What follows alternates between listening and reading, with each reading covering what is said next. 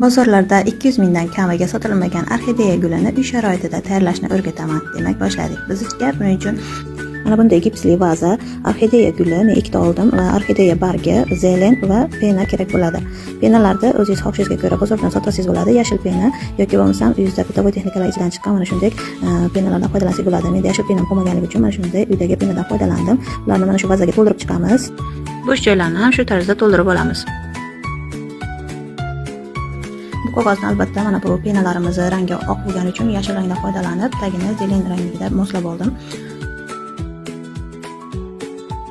Sizlar uchun yana bir tavsiya beraman. Bunday kraft qog'oz o'rniga siz gazon, sun'iy gazon ishlatsangiz bo'ladi. Bu tabiiy va yana ham ko'rkam bo'lib chiqadi.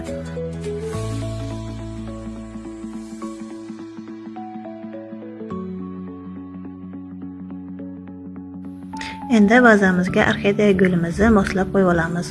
Orxideya gulimizni cho'plari uzun bo'lganligi uchun uni kesib olamiz ortiqcha joylarini va mana shu tarzda pistolet kli yordamida mahkamlab suqib chiqamiz.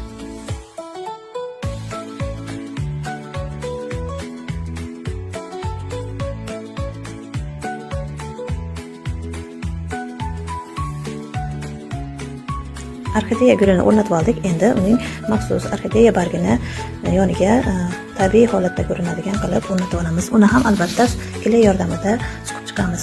Kley bilan qotirmasak bu mustahkam bo'lmaydi va chiqib ketishi mumkin. Shuning uchun kleydan foydalanishingizni tavsiya qilaman. Zelenlarni ham bargini bo'yiga moslab olamiz. Vazamizni agar uzun bo'lsa farq qilib qoladi. Shuning uchun mana bunday rombocha yordamida kesib olamiz va ularni ham yonlariga qo'yib chiqamiz. Va gulimiz tayyor. Sizningcha bu gul menga necha pulga tushdi? Izohlarda fikringizni kutib qolaman.